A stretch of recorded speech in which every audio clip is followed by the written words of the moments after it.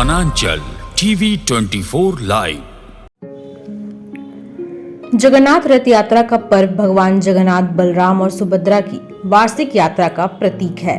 कहा जाता है कि हर साल रथ यात्रा 9 दिनों तक चलती है और इस पूरी दुनिया में सबसे बड़ी रथ यात्रा के रूप में जाना जाता है।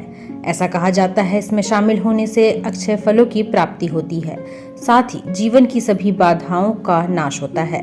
जगन्नाथ धाम पुरी के ही तर्ज पर सरायकेला में आयोजित होने वाले वार्षिक जगन्नाथ रथ यात्रा का इतिहास तकरीबन 250 साल से अधिक पुराना रहा है। कहा जाता है इसमें शामिल होने से अक्षय फलों की प्राप्ति के साथ ही जीवन की सभी बाधाओं का नाश होता है। देखिए संजय मिश्रा की रिपोर्ट।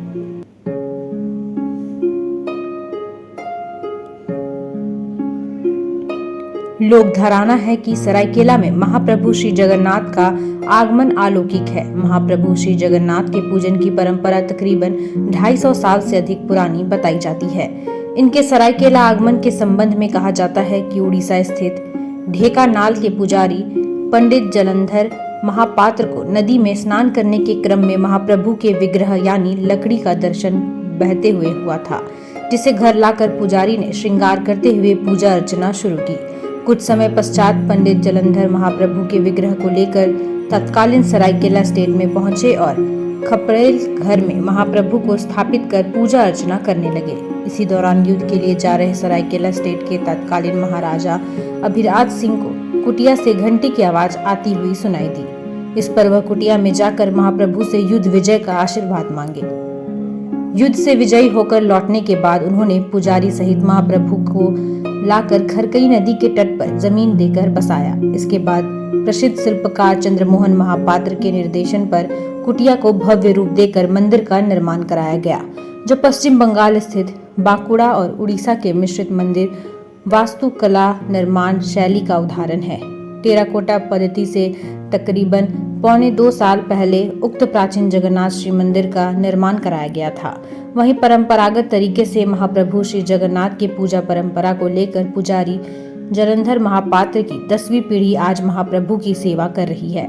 मंदिर के वर्तमान पुजारी पंडित ब्रह्मानंद महापात्र द्वारा प्रतिदिन प्रातःकालीन पूजा अर्चना, भोग अर्पण और संध्या आरती की जाती है।